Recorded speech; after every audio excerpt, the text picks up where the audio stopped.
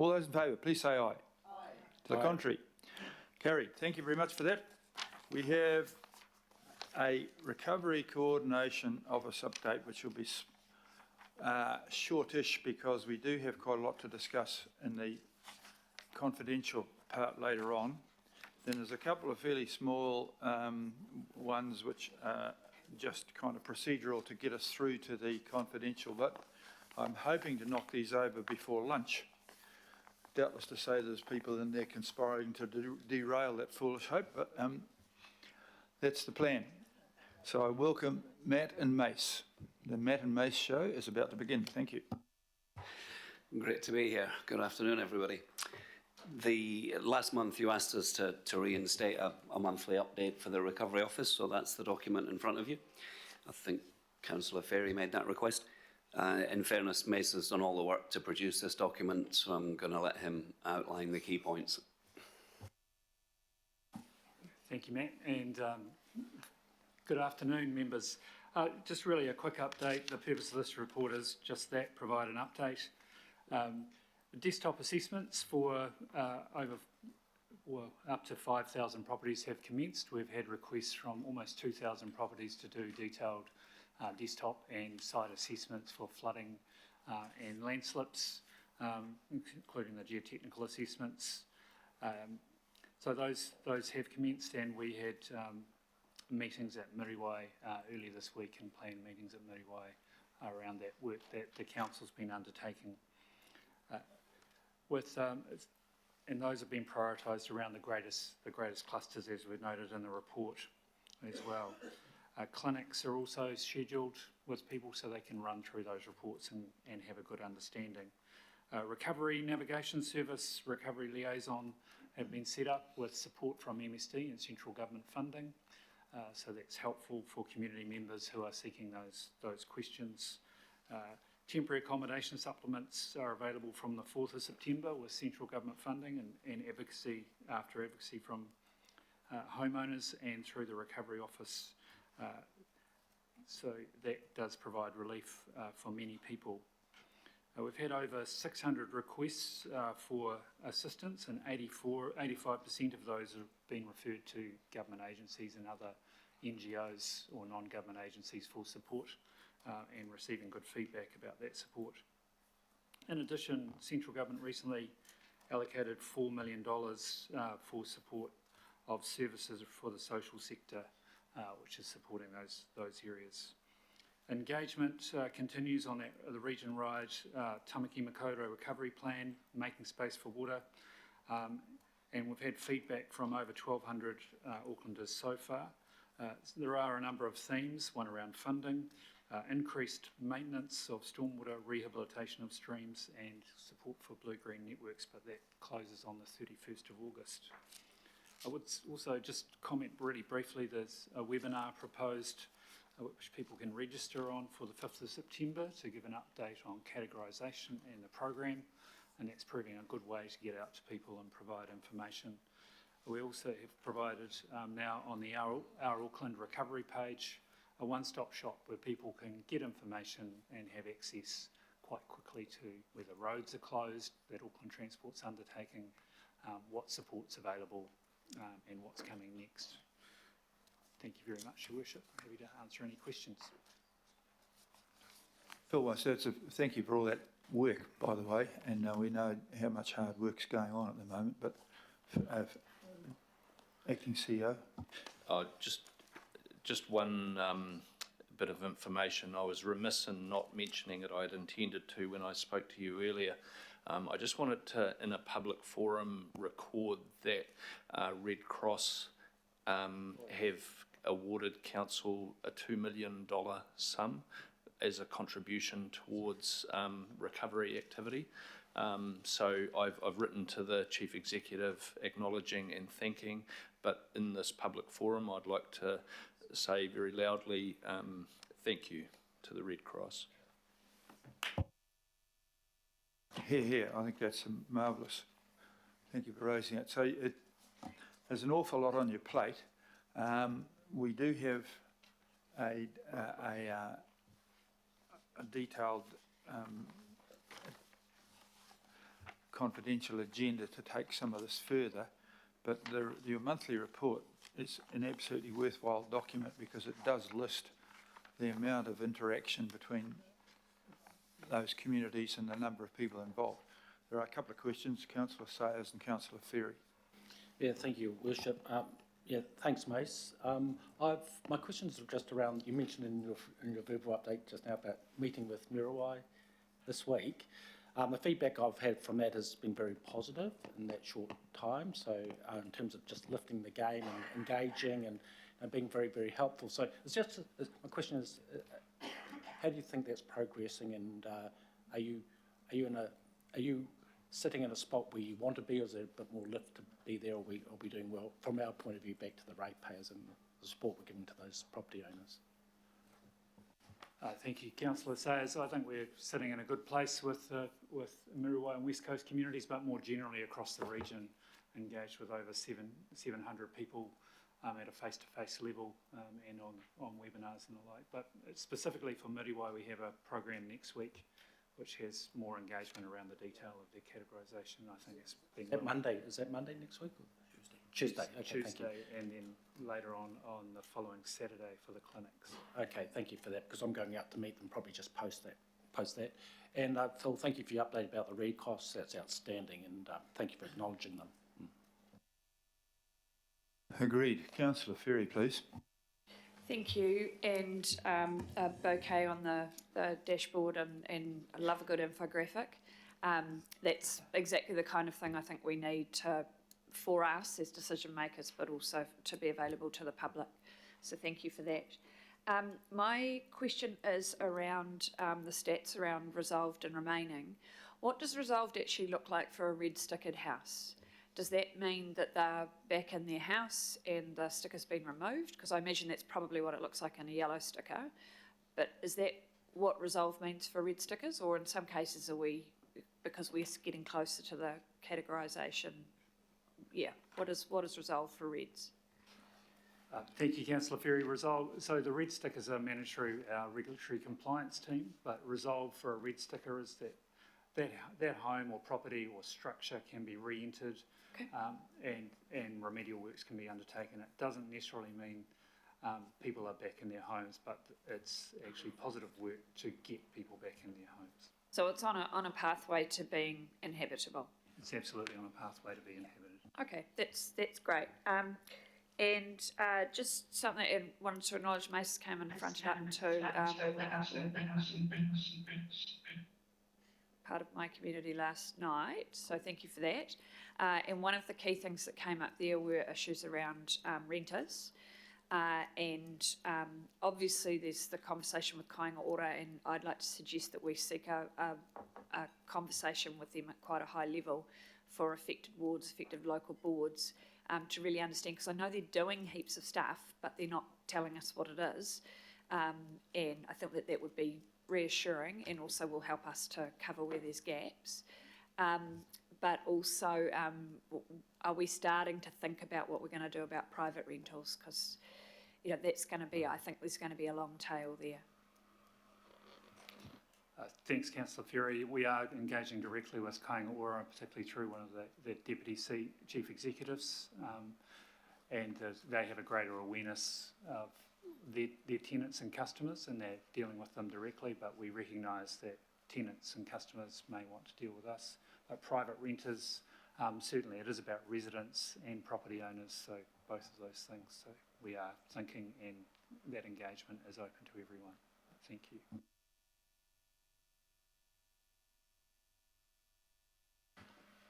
Okay, with that, Councillor Baker. Thanks, guys, and just good to hear you guys, the Recovery Office, getting some positive sort of feedback before in the public forum. So just in regards, we talk a lot about the areas where there was large volume of properties and things affected. Is the same, service being provided to the Orua Bays where there were, in a much smaller scale, but also other communities there aware? Are we doing enough to make sure that the smaller places, in Rodney and Franklin and further afield, are still aware of the ability for assistance through the Recovery Office? Thank you, Councillor Baker. The short answer is yes, and the opportunity to engage through webinars makes that easier. Auckland Transport particularly focusing on those lifeline activities like roading, power supply, telecommunications, both in terms of resilience and repair, is certainly key in those locations. You okay with that? Very good indeed. Councillor Hills, please. Thank you all, and thanks for all the work you're doing on the conversations we're talking about later, because I know it's been a mammoth task.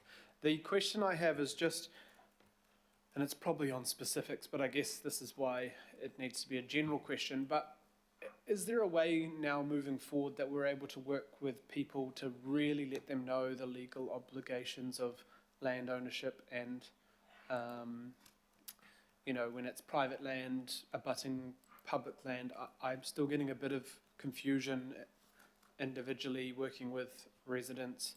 So, and I'm just not clear exactly how, A, it works if there's a private slip abutting, a public slip abutting a private land. And it may not be that we go in there and have an obligation to do it, but are we looking at ways to speed up consents for people if they're putting in their own retaining? Are there ways that we can help long term? I just think there's a little bit of uncertainty in the toolbox for us as elected members to really give clear answers, because it feels like sometimes there is a different answer for each item, or the legal side of things of who's responsible for what is not clear. That might be hard to answer, but it does make a situation for us quite hard, because of course everyone thinks that councils should be doing everything all the time. Thank you, Councillor Hills. We are continuously updating our frequently answered questions on that recovery page, and that's one of the ones where we're getting a lot of inquiries, and we're providing that advice. We're also working with our parks and community facilities colleagues where they're administering land adjacent to private land, and Auckland Transport, and meeting on a case-by-case basis as required with property owners. Thank you. And when there are things like valleys and park slips, will there be some sort of closeout? I know there's a long-term picture because there's been so much damage, but say there's an expectation that we are going to go clear a valley or fix something significant that we're not. How do we make sure that we aren't just going around in circles all the time? You're going to say pinpoint one that will not be fixed, that lays as it is forever, or over the next 10 years we're looking to come back and, you know, as we get to the next phase, how do we make sure that it's not me and local board members and others just coming back and asking for updates of something that may never be put back to what it was, because there is actually no way we can, or there's no budget to do that, or just a bit more certainty in that kind of long-term expectation for people. We'll take that on board, Councillor Hills, and see that we can keep a track. Some pretty good questions amongst all that there. I mean, the people that came this morning, you know, in that hill there, there's some fine judgments here. You know, perfectly good house on top of a hill which has got a cliff which has got a lot closer. I'm not quite sure where you go on those ones. What is the process to make the decision? I'm not trying to influence one, but I mean, how will you decide? Is that, you know, it looks like the house is okay, it's just got alarmingly close to a cliff. But it was alarmingly close to a cliff before, but they didn't notice. So how do you answer a person asking a question about that? Thank you, Your Worship, and it is, you know, a critical issue for property owners, obviously, and for the safety of people in their homes. That has been occurring through the categorisation process in terms of what the risk is. Is the risk intolerable, or are there other options potentially at a private level to move that home back over time? So looking at all of those options and selecting what the most practicable and reasonable option is, and that is with support from the Recovery Office for geotechnical advice, but also providing advice. We have a schema, if you like, and for how people engage geotechnical support themselves, so they get the right advice. Okay, I just thought it was a very good example of one that's going to be one of those ones right on the edge of a decision one way or another. I mean, where the house is completely flattened, there's no question. Where it's relatively safe, there's no question. But you've got a whole lot of those ones that, and I only raise this just to point out to everybody just how hard your job is. It's wisdom of Solomon stuff. Talking wisdom of Solomon, I've got Councillor Henderson. I feel I've been built up too much, Mayor. Hey, look, thanks for all your hard work. It really is appreciated by all the affected communities. Well done. Look, I've got a more general question. So, with the timeframes that we're dealing with and we have been dealing with, I've regularly got calls from both residents and also community leaders in different capacities asking us why it's taken 7 months to get to this point. What would you say to those people? Because I have to answer them myself quite often. Thank you, Councillor Henson. Just acknowledging that it is taking time, I think, and by way of example, I think it is acknowledging that it is taking time, but those, I think as Worship mentioned, these are finely balanced decisions often, and having good information does take time. So for some of our West Coast communities, for example, that's been about really do some detailed geotechnical assessment, and there are significant financial liabilities in place for property owners and for council and central government. So the right, careful, proper decision, and the same applies to where flooding or other landslips have been affected. Is getting the right decisions to be able to do that and provide the right advice to people where properties may stay. In terms of the comparators, we've been able to deliver decisions within 6 months or 6 or 7 months for Miriwai, West Coast beaches, and some other locations will be doing that too, which is much faster than was achieved in some other large-scale extreme natural disasters in New Zealand. So we are ahead of the game, but we appreciate that any time is a long time if you're in the situation that people find themselves in. Thank you very much for that. Do I have a proposer and a mover and a seconder to receive this excellent monthly report? Thank you, Deputy Mayor and Ferry. All those in favour, please say aye. To the contrary, carry. Thank you very much for that. We look forward to seeing you later in the day. The next 3 items are open process reports. We'll be discussing the subjects later in the confidential section of the meeting. I'd like to move all these 3. That's the Te Whao Pathway Construction and Funding Options, the Budget Update Report, and the Recovery Coordination Office Update on Cost Share Negotiations with Treasury. I'm going to propose that we receive and note these because there is considerable further discussion for this in the confidential sector. So I think I've got Sayers and Henderson to propose this. Or myself and Henderson, okay. So I'm going to put those 3, please. All those in favour say aye. To the contrary, carried. We have a summary of governing body information memoranda and briefings, which is something that usually Councillor Walker rushes to do, but he's not there today. So Councillor Williamson and Deputy Mayor have lunged into the space vacated by Councillor Walker. All those in favour, please say aye. Contrary. There is no consideration of extraordinary business other than what we've got for this afternoon, which is a lot. So I'm going to move the procedural motion to exclude the public while we discuss the Te Whao Pathway Construction and Funding Options, the Budget Update Report on August 2023, and the Recovery Coordination Office Update on Cost Sharing Negotiations with Treasury. I'm going to move that, and that's going to be seconded by Williamson. All those in favour of that, please say aye. To the contrary, right, we're in secret and we're going to have a secret lunch. Sorry about that, the rest of you. You won't be able to report on what sort of sandwiches I'm going to have today there, Todd, because it's going to be in secret.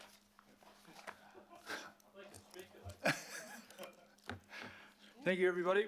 it's not a bad effort so far. There's a lot this afternoon, so don't disappear for more than 25 minutes. Right on the dot of 1 o'clock, I'm reconvening.